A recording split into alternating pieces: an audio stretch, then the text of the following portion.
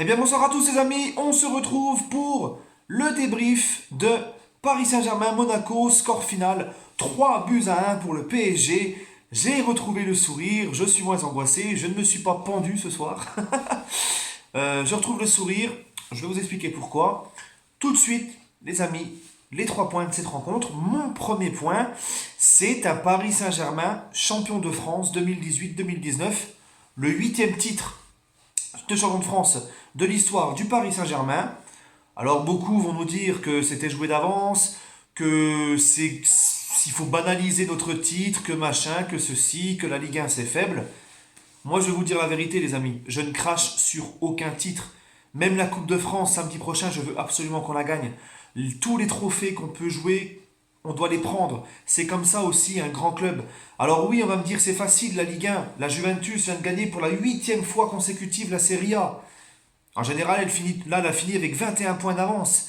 En général, à chaque fois qu'elle gagne le titre, en Italie, la Juve a minimum 10 points d'avance. Le Bayern va aussi sur un 7e titre consécutif en Allemagne. La Liga avec le Real Madrid, le Barça va sur son 8e titre en 10 ans, il me semble, ou son 7e. Hein. Et le Real est 3e de Liga avec 9 défaites. Donc, on peut me dire ce qu'on veut, la Ligue 1, c'est faible, machin, toujours les mêmes. C'est à peu près partout pareil. Voilà les amis. Et moi, je ne crache sur aucun titre. On a assez souffert dans le passé, les époques colonies capitales. Alors un titre, pour moi, ça ne se néglige pas, ça ne se banalise pas, ça ne se minimise pas, c'est important. Et bien sûr que je suis heureux d'être champion de France ce soir, même si c'est vrai que notre projet en Ligue des Champions a régressé depuis 3 ans. Mais je suis heureux, voilà, d'être champion ce soir. Et laissez-nous kiffer, laissez-moi kiffer, et voilà.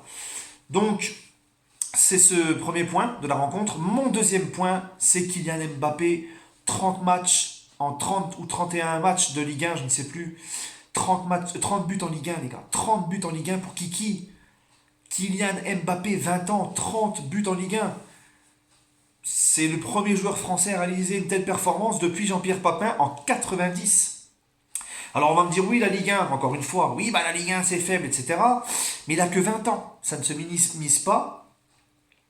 Et je ne sais pas si Zlatan avait mis déjà 30 buts en 30 matchs. Donc il fait encore mieux que Zlatan.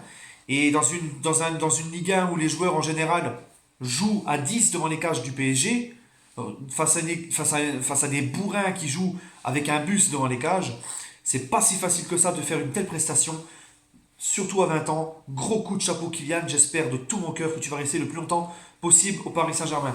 Et mon troisième point de cette rencontre, c'est un Paris Saint-Germain qui s'est réveillé.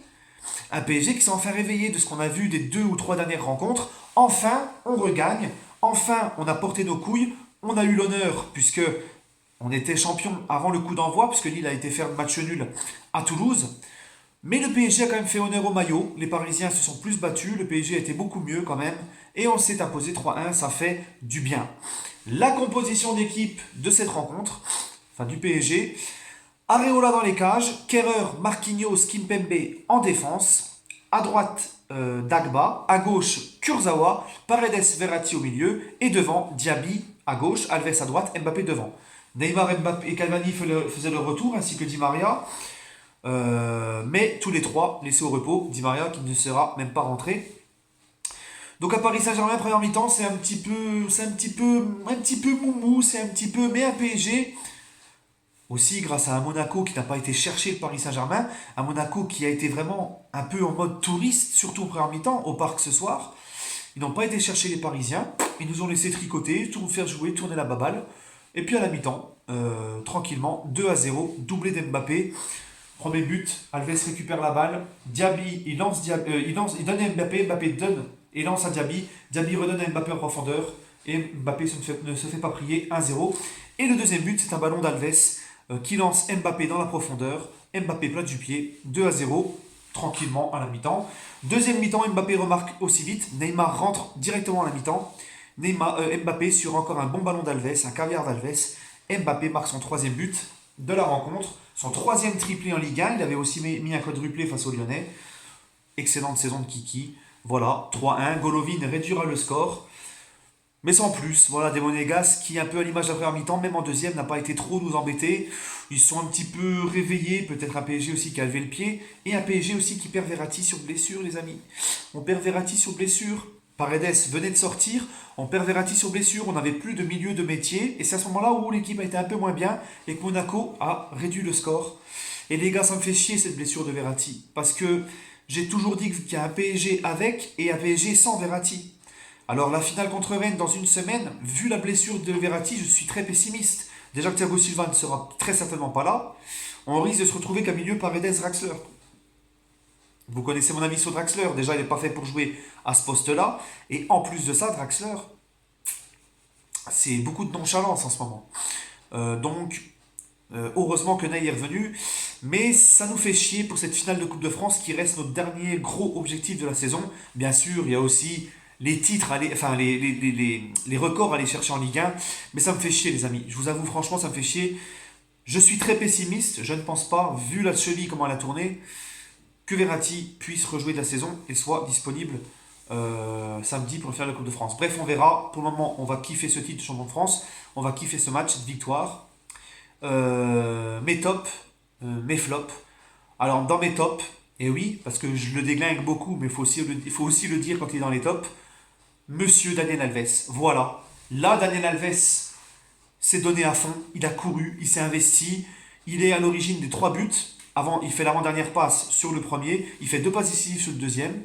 Très bon match de Alves. C'est comme ça qu'on veut te voir, Daniel Alves. Dommage que tu n'as pas cette régularité. Là, voilà, là, comme le match à Old Trafford, quand tu nous sors des matchs comme ça, là, tu confirmes ton statut, là, tu mérites qu'on t'écoute, là, tu mérites le respect, et là, tu es dans les tops. Je ne peux pas dire autrement. Voilà, dans les tops, Kiki pour son triplé, les gars, dans les tops. Et dans les tops, eh ben, Areola, qui a sorti quand même 2-3 bons petits arrêts. Marquinhos en défense, les gars, en top. Il a été le patron derrière. Et aussi, le petit Dagba à droite que j'aime de plus en plus, qui me plaît de plus en plus, qui ne ménage pas ses efforts, qui défend, qui attaque, qui vraiment est très bon sur son côté. J'ai beaucoup aimé le petit Dagba. Dans mes flops, les gars, Kerrer. Kerrer qui fait encore n'importe quoi un peu sur le premier but, sur le but de Monaco, qui se fait quasiment à chaque fois bouffer, 8 fois sur 10 ça passe sur son côté. On voit qu'il est complètement à la ramasse, ce petit Kerrer. Voilà, on va dire c'est mon seul flop de la soirée. Les autres, c'est mon seul flop de la soirée, c'est Kerrer. Kerrer vraiment, vraiment à l'ouest complètement. Et très content, les gars, de la rentrée de Neymar. Ça fait plaisir de revoir Neymar. Et aussi de El Matador Cavani, les gars. El Matador qui est rentré et qui a marqué un but en jeu. Et ça fait trop plaisir, les gars, on va kiffer. Maintenant, on va attendre tranquillement la finale de la Coupe de France. Il y aura une semaine pour se préparer.